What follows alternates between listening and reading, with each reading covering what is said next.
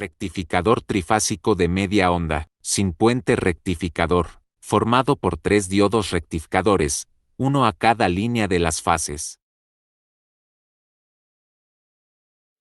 En el circuito podemos ver un arreglo de alimentación trifásica, que alimentan 3 diodos para un arreglo rectificador de media onda. Si observamos ahora los diagramas fasoriales de las tensiones de alimentación trifásica, recordando que los diagramas fasoriales representan la magnitud de la señal y los ángulos de retraso o adelanto, con respecto a la señal de referencia a 0 grados. También de acuerdo a nuestro ejemplo, la tensión de línea es 120 voltios RMS, lo que implica una tensión máxima de línea de 169.7 voltios máximo o pico. Debemos recordar que fasores representados se supone una rotación antihoraria como la positiva. Ahora, mediante el simulador Proteus en este caso, dibujamos el arreglo del rectificador, con las 3 fuentes de alimentación, BA, BB y BC, las cuales, al hacer doble clic para la configuración de la frecuencia, en este caso a 60 Hz, la amplitud máxima o pico a 169,70 décimas de voltio, con BA a 0 segundos de retraso, BB con 1/3 del periodo de retraso, y BC con 1/3 del periodo en adelanto. También se observa que los 3 diodos tienen el cátodo conectado a un punto común, lo que nos indica que estará en conducción, aquel cuyo ánodo tenga mayor tensión positiva. Puede verse también que se han conectado 2 osciloscopios, que nos van a servir para visualizar las tensiones de entrada, las cuales son alternas, y la tensión a la salida de los diodos o en la resistencia, que representa la carga y en este caso tiene un valor de 100 ohmios. Ahora simulemos y veamos las tensiones alternas de entrada, su desfase, y luego, activando el segundo osciloscopio, visualicemos la tensión a la salida.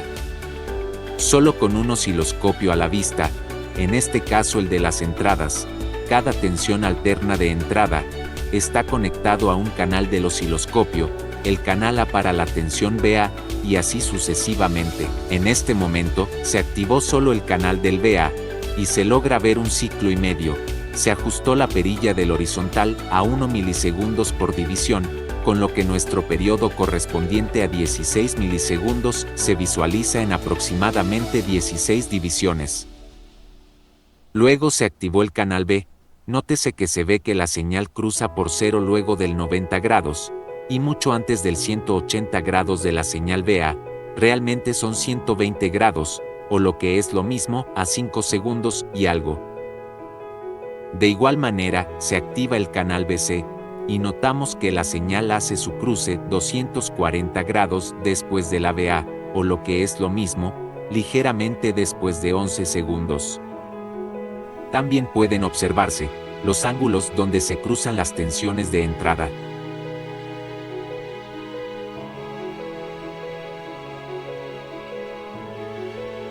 Al activar y visualizar el segundo osciloscopio, para la tensión de salida, y ajustando la base de tiempo en canal horizontal, igual al anterior en 1 milisegundo por división, y ajustando la posición de acuerdo a la visualización del primer osciloscopio, observamos que se producen 3 ciclos de rizado por cada ciclo completo de la tensión alterna de entrada, lo que implica que la frecuencia de la pulsación a la salida será 3 veces la frecuencia de entrada. Esto es de suma importancia puesto que, a mayor frecuencia relativa a la salida, más fácil será el filtrado del rizado en este punto de la salida, y menor será la capacitancia de condensadores en paralelo, o bobinas en serie para limitación de componentes de corrientes alternas, por demás, indeseables, en los rectificadores y fuentes de alimentación. Al observar la gráfica a la salida, se observa que la tensión pulsante continua nunca es 0, tiene un valor que es la tensión de cruce de las señales de la entrada, y que tiene como valor máximo el voltaje pico en una línea. De esto se desprende que hemos obtenido un incremento en el valor de C de la tensión de salida, y así también un incremento en la tensión efectiva o RMS de salida. Ahora hagamos unos cálculos para determinar cuánto es el voltaje DC. Para esto planteamos por definición que es el promedio de la integral desde intervalo de tiempo T1 al T2 de la función de voltaje de salida de T. Haciendo algunos cambios de variables, por ejemplo, vamos a hacer WT, lo vamos a llamar alfa, por tanto, WDT va a ser el diferencial de alfa. Ahora determinando los ángulos en los cuales conduce el diodo correspondiente a la fase A. Habíamos dicho que conducía desde los 30 grados bisectos en radianes hasta 150 grados o 5 bisectos también en radianes. Esta información la habíamos obtenido desde el osciloscopio. Es posible obtenerla también por métodos matemáticos, igualando dos de las ecuaciones en los voltajes de A y de B, que es el segundo que entra. Vamos a obtener estos dos puntos donde se hacen iguales o coinciden. También es importante resaltar de que el periodo de integración va a ser desde este valor 30 grados hasta el 150 grados expresados en radianes. Pero si nos damos cuenta, no podemos percatar de que el periodo es un tercio del periodo original de la señal, el cual era 16 milisegundos aproximadamente, porque su frecuencia es 60 Hz. Al pasar toda la ecuación para el voltaje DC, de acuerdo a la definición, nos queda la expresión matemática. Resolvemos, integramos, evaluamos en los límites, operamos matemáticamente, simplificando en la mayoría de los casos y donde sea posible, y nos queda una expresión para el voltaje de salida DC, el cual es 3 raíz de 3 BL máximo sobre 2pi. Este BL máximo también debemos recordar que es el voltaje de línea, o también el voltaje A, o el voltaje B, o el voltaje C, en magnitud, por supuesto. Luego intentemos encontrar nuestro voltaje RMS, voltaje efectivo. Por definición, es la raíz cuadrada de 1 sobre el periodo que sería la salida, que es el tercio, que es el que hablamos del periodo total, desde el ángulo alfa 1 hasta el ángulo alfa 2, expresado en tiempo o expresado en radianes y ángulos.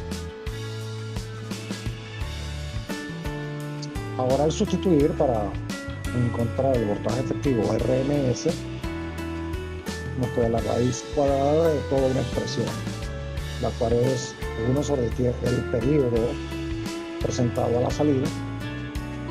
Hago el paréntesis aquí, un tercio del periodo inicial de la señal, por la integrar en los límites de conducción alfa 1 y alfa 2, el voltaje de la línea A, en este caso, por el seno todo al cuadrado, por el diferencial de alfa sobre W.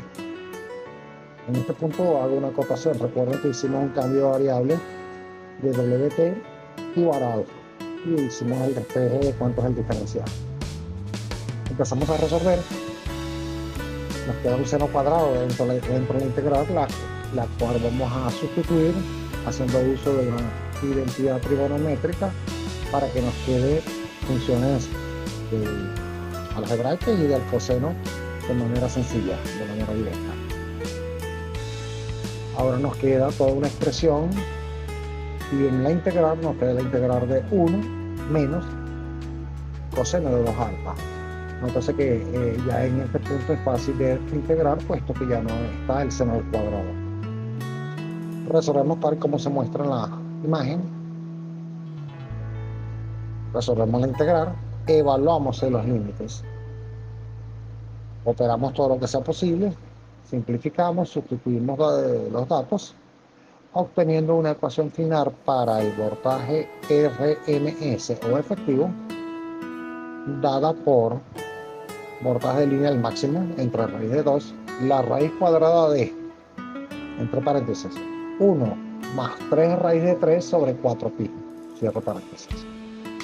Si operamos lo que está dentro de la integral y calculamos, esto es aproximadamente 1.18. Pero también podemos observar que el voltaje de línea, el máximo, el pico, entre raíz de 2, es lo mismo exactamente que el voltaje de la línea A, pero en valor efectivo, en valor RMS. Hemos obtenido entonces la ecuación que define el voltaje efectivo a la salida del rectificador. el ejercicio ahora que estaba siendo simulado a través del Proteus. En ese ejercicio, el voltaje de línea, el valor RMS efectivo era 120. Y dijimos que la secuencia de fases era ABC. Por tanto, también el voltaje máximo de cada línea es el voltaje efectivo por raíz de 2, en este caso 169.7 voltios pico, para el máximo completo. Ahora, haciendo uso de las ecuaciones que encontramos, podemos calcular el voltaje de salida DC, el cual estaba dado por la ecuación 3 raíz de 3, voltaje de línea máxima entre 2pi. Así también el voltaje efectivo RMS, el cual habíamos obtenido una aproximación en 1.18 voltaje de la línea A, RMS. Sustituimos datos y hacemos las operaciones matemáticas correspondientes y obtenemos que el voltaje de salida, el DC, es 139.15 voltios DC y el voltaje RMS es 141.6 voltaje RMS o efectivo. Ahora tenemos que la ecuación del voltaje efectivo VRMS también puede ser llamado como el voltaje DC efectivo más el voltaje efectivo de alguna componente alterna que las englobe todas, que sea equivalente. Esa es la que llamamos VAC RMS equivalentes. Esto con la intención de despejar esta componente. Al despejar y hacer los cálculos correspondientes, obtenemos que esta componente AC equivalente efectiva es 26.22 voltios, RMS por supuesto. Y esto representa el valor efectivo de la componente alterna en la salida. Acuérdense que este valor encontrado, que es el voltaje AC, o de la componente alterna RMS equivalente, es un voltaje efectivo. Si quisiéramos obtener el voltaje pico de esa componente equivalente a la salida, tendríamos que agarrar y multiplicar por la raíz de 2. Y al operar y hacer los cálculos nos da 37.08 voltios pico.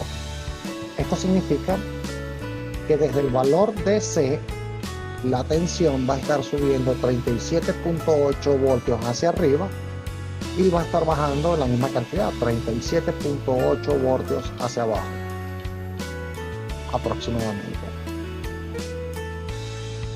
Ahora pudiéramos calcular incluso algunos factores que establecen el rendimiento de cualquier rectificador. Vamos a hacer el cálculo para dos, por ejemplo el de la componente ondulatoria o RF o factor de rizado, no es más que la división del voltaje AC efectivo y equivalente entre el voltaje directo de salida, el voltaje DC.